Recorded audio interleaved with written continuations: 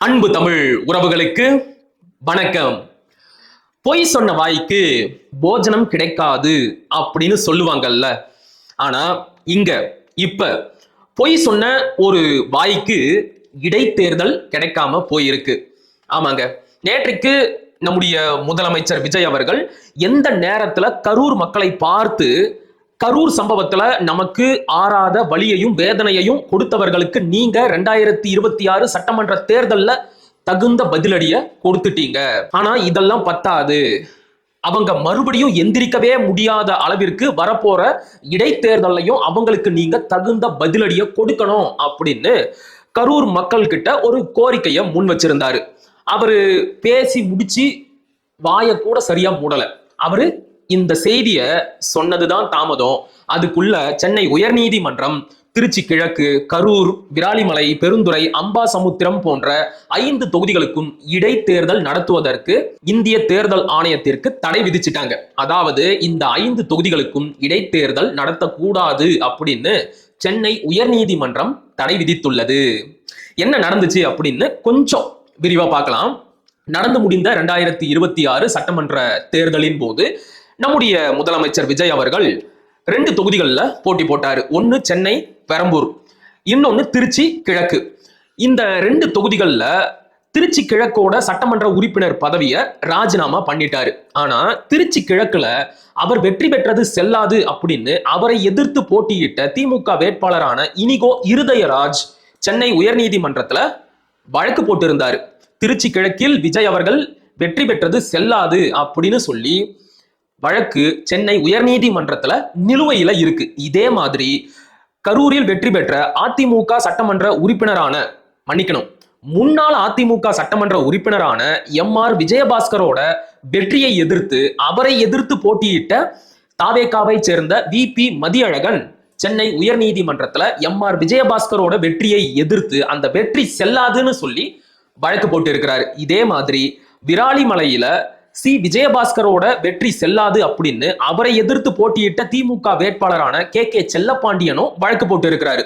பெருந்துறையில S Jayakumar இவர் அதிமுகவில் வேட்பாளராக நின்று சட்டமன்ற உறுப்பினராக தேர்ந்தெடுக்கப்பட்டார். ஆனா இன்னைக்கு தன்னுடைய சட்டமன்ற உறுப்பினர் பதவியை ராஜினாமா பண்ணிட்டு தாவேகாவில போய் சேர்ந்துட்டாரு. இவருடைய வெற்றி செல்லாது அப்படின்னு அவரை எதிர்த்து போட்டியிட்ட திமுக வேட்பாளரான தோப்பு வெங்கடாச்சலம் சென்னை உயர்நீதிமன்றத்துல வழக்கு போட்டு இருக்கிறாரு. அம்பாசமுத்திரம் தொகுதியில அதிமுக வேட்பாளராக நின்று சட்டமன்ற உறுப்பினராக தேர்ந்தெடுக்கப்பட்டு இன்றைக்கு அந்த சட்டமன்ற உறுப்பினர் பதவியை ராஜினாமா பண்ணிட்டு தாவேகாவில் போய் இணைந்திருக்கின்ற எசக்கி சுப்பையாவோட வெற்றி செல்லாதுன்னு அம்பாசமுத்திரம் வாக்காளர்களில் ஒருவரான காந்திமதிநாதன் சென்னை உயர்நீதிமன்றத்துல வழக்கு போட்டு இருக்கிறாரு. இப்ப இந்த 5 வழக்குகளும் சென்னை உயர்நீதிமன்றத்துல நிலுவையில இருக்கு. இந்த நேரத்துல அந்த 5 தொகுதிகளுக்கும் இடைத்தேர்தல் நடத்துறாங்கன்னு வைங்க, யாரோ ஒருவர் அந்த தொகுதியில இருந்து சட்டமன்ற உறுப்பினரா தேர்ந்தெடுக்கப்படுவார். அதே நேரத்துல இந்த 5 வழக்குகளும் விசாரிக்கப்பட்டு ஆமா இவங்க சொன்ன மாதிரி இந்த சட்டமன்ற உறுப்பினர்களோட வெற்றி செல்லாது, இவர்களை எதிர்த்து போட்டியிட்டு 2ஆம் இடத்திற்கு வந்தவர்கள் தான் வெற்றி பெற்றவர்கள் அப்படின்னு நீதிமன்றம் அறிவிச்சிட்டா ஒரே நேரத்துல ஒரு தொகுதிக்கு 2 சட்டமன்ற உறுப்பினர்கள் இருப்பாங்க. இது இந்திய அரசியல் அமைப்பு சட்டத்திற்கு புறம்பான ஒன்று. அதனால இப்படிப்பட்ட குழப்பங்கள் எல்லாம் ஏற்படக்கூடாது என்பதற்காக இந்த 5 தொகுதிகளுக்கும் இடைத்தேர்தல் நடத்தக்கூடாதுன்னு இந்திய தேர்தல் ஆணையத்திற்கு சென்னை உயர்நீதிமன்றம் தடை விதித்து விட்டது. ரொம்ப ஆசாசையா இருந்தாரு நம்முடைய முதலமைச்சர் விஜய் அவர்கள். எப்படியாச்சும் இடைத்தேர்தலில் வெற்றி பெற்று தனி பெரும்பான்மையில ஆட்சியை அமைச்சிடணும், இந்த கம்யூனிஸ்ட் கட்சிகள் விசிக, ஐயுஎம்எல் இவங்களோட பிக்கல் பிடுங்கல்ல இருந்து தப்பிச்சிடணும் அப்படின்னு ரொம்ப ஆர்வமாகவும் ஆசையாகவும் இருந்தாரு.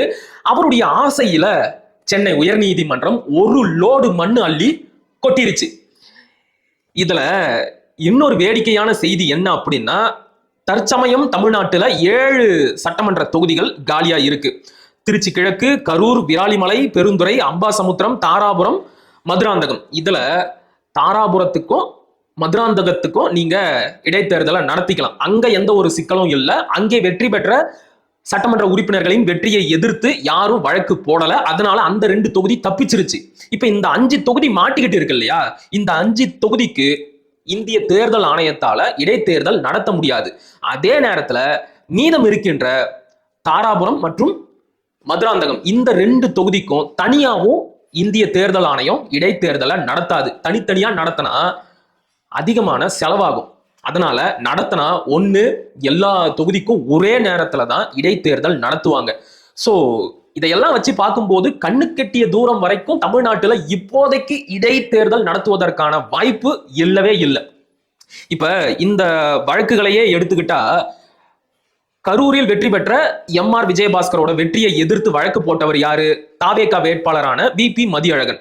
இவர் வேணும்னா தன்னுடைய வழக்கை வாபஸ் வாங்கலாம். அடுத்து அம்பாசமுத்திரத்தில் வெற்றி பெற்ற இசக்கி சுப்பையாவோட வெற்றியை எதிர்த்து வழக்கு போட்ட வாக்காளர் காந்திமதிநாதன், இவரும் கூட பேசி கீசி பைசல் பண்ணப்பட்டா தன்னுடைய வழக்கை பின்வாங்கலாம். ஆனா மீதம் இருக்கின்ற 3 வழக்குகள் சத்தியமா பின்வாங்கப்படாது. ஏன்னா அது எல்லாமே திமுக வேட்பாளர்களால் போடப்பட்ட வழக்கு.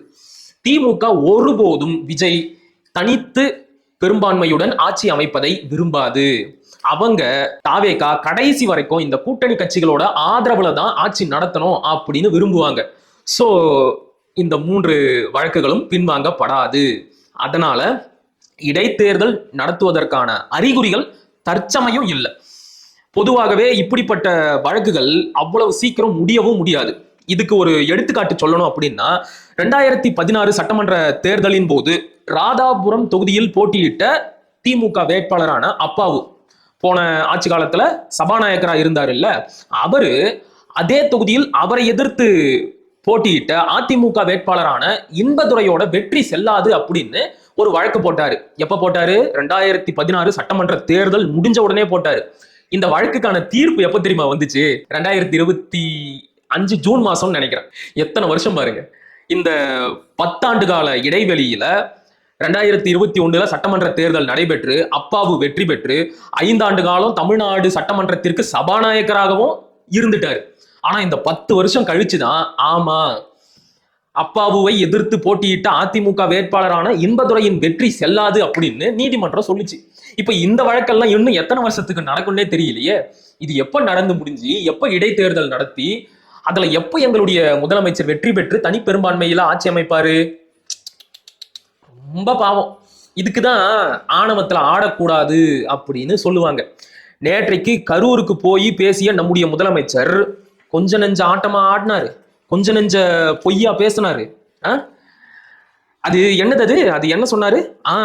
ஒருவன் எவ்வளவு உயரத்திற்கு சென்றாலும் மனதளவில் சில காயங்கள் வலிகளை மறக்கவே முடியாது.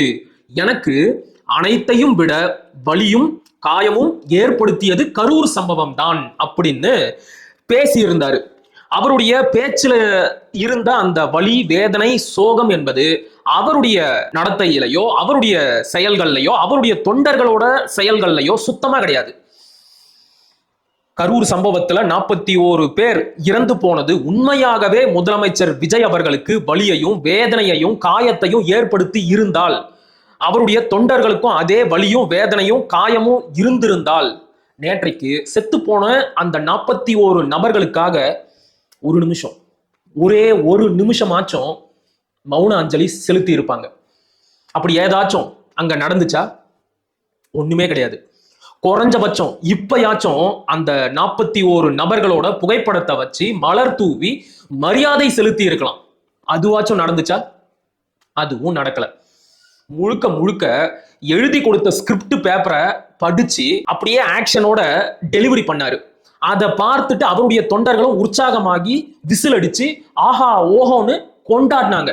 என்னமோ முதல் நாள் முதல் காட்சி சினிமா படம் பார்க்க வந்தவங்களாட்டம் அந்த அரங்கம் முழுக்க வெறும் கூச்சலும் குழப்பமும் மட்டும்தான் இருந்துச்சு. மற்றபடி இறந்து போன அந்த 41 நபர்களுக்கு ஒரு அகவணக்கம் செலுத்துவோம், இறுதி அஞ்சலி செலுத்துவோம் அப்படிங்கிற எண்ணம் துளி அளவுக்கு கூட இல்லை, யாருக்குமே இல்லை. முதலமைச்சர் விஜய் உட்பட அங்க இருக்கிற யாருக்குமே அந்த எண்ணம் இல்ல. பொதுவாகவே நம்முடைய தாவேகா தொண்டர்களுக்கு மட்டும் கிடையாது, முதலமைச்சர் விஜய் உட்பட தாவேகாவோட 2ஆம் கட்ட 3ஆம் கட்ட தலைவர்கள் அப்படின்னு யாரை எடுத்துக்கிட்டாலும் எங்க எப்படி நடந்துக்கணும் அப்படிங்கிற அடிப்படை அறிவு அவங்களுக்கு சுத்தமா இருக்காது. ஒண்ணு வேணாங்க, 3 நாட்களுக்கு முன்னாடி நம்முடைய முதலமைச்சர் சென்னையில் இருக்கின்ற குழந்தைகள் நல மருத்துவமனைக்கு போயிட்டு அங்கே புதிதாக பிறந்திருக்கின்ற குழந்தைகளை எல்லாம் கையில தூக்கி செல்லம் கொஞ்சிட்டு அவங்களுடைய அம்மா கிட்ட நிறை குறைகளை எல்லாம் கேட்டுட்டு அந்த மருத்துவமனையோட மருத்துவரை சந்திச்சு அவங்களுக்கு என்ன தேவையோ கேட்டு தெரிஞ்சுக்கிட்டு வெளியில வராரு. அந்த நேரத்துல அவருடைய தொண்டர்கள் அவரை பார்த்துட்டு மருத்துவமனைக்குள்ளேயே கூச்சல் போடுறாங்க, கத்துறாங்க, விசில் அடிக்கிறாங்க. இவர் பார்த்துட்டு கையாட்டிட்டு போறாரு. அறிவு இருக்கிற எவனாச்சும் இப்படி ஒரு வேலையை செய்வானா? இப்படி ஒரு வேலையை செய்வானா? நாம சாலையில வண்டி ஓட்டிக்கிட்டு போறோம். சாலை ஓரங்கள்ல மருத்துவமனை இருந்தா ஒரு அறிவிப்பு பலகையை வச்சிருப்பாங்க. மருத்துவமனை பகுதி, அமைதியாக செல்லவும், hospital zone, please don't make noise, no sound horn அப்படின்னு போட்டு அறிவிப்பு பலகைகள் வச்சிருப்பாங்க. மருத்துவமனைக்கு வெளியில சாலையில போறவனே அமைதியா போனோம் அப்படின்னு சொல்ற ஊர்ல மருத்துவமனைக்கு உள்ள, அதுவும் குழந்தைகள் மருத்துவமனைக்கு உள்ள முதலமைச்சரை பார்த்துட்டு ஊன்னு கத்துறாங்க. ஏண்டா, மருத்துவமனையில இருக்கிற குழந்தைகள் இதையெல்லாம் கேட்டு, இந்த கூச்சலை எல்லாம் கேட்டுட்டு மருத்துவமனையில இருக்கிற குழந்தைகள் பயந்து போயிடாது? இந்த அடிப்படை அறிவு கூட இல்லையாடா உங்களுக்கு? ஆக மருத்துவமனையில இப்படி கத்தி கூச்சல் போடுறானுங்க அப்படின்னு பார்த்தா, நேற்றைக்கு செத்து போன 41 நபர்களுக்கு அஞ்சலி செலுத்த வந்த இடத்துலயும் ஊன்னு கத்துறானுங்க. ஏண்டா, சாவு வீட்டுக்குள்ள போய் இப்படிதான் கத்திக்கிட்டு இருப்பீங்களா? அதனால தான் சொல்றது, இவனுங்களுக்கு எங்க எப்படி நடந்துக்கணும் அப்படிங்கிற அடிப்படை அறிவு சுத்தமா கிடையாது. சுத்தமா கிடையாது. தற்குறின்னு சொன்னா மட்டும் கோபம் வந்துருது. இந்த அடிப்படை அறிவு கூட தெரியாத உங்களை வேற எப்படிடா கூப்பிடுறது? ஏண்டா இப்படி எல்லாம் பண்றீங்க? செத்தவங்களுக்கு ஒரு மரியாதையாச்சும் கொடுங்கடா அப்படின்னு கேட்டா, அதுக்கு சில தாவேக்கா நண்பர்கள் என்ன தெரியுமா சொல்றாங்க? அதான் செத்தவங்க குடும்பத்துக்கெல்லாம் நாங்க அரசு வேலை கொடுத்துட்டோமே, இதுல மரியாதை வேற தனியா தரணுமா? இதுவே பெரிய மரியாதை இல்லையா அப்படிங்கிறானுங்க. ஸோ டேய், உங்களை என்னதான்டா பண்றது? டேய், அரசு வேலை என்பது ஒரு தானம் கொடுக்கிற பொருள் கிடையாது. அது திறமைக்கும் தகுதிக்கும் கொடுக்கப்பட வேண்டிய வெகுமானம். இந்த டிஎன்பிஎஸ்சி வேலைக்காக எத்தனை லட்சக்கணக்கானவர்கள் படிச்சு தேர்வு எழுதி பாஸ் பண்ணிட்டு இன்னும் வேலை கிடைக்காம காத்துக்கிட்டு இருக்கிறாங்க தெரியுமா?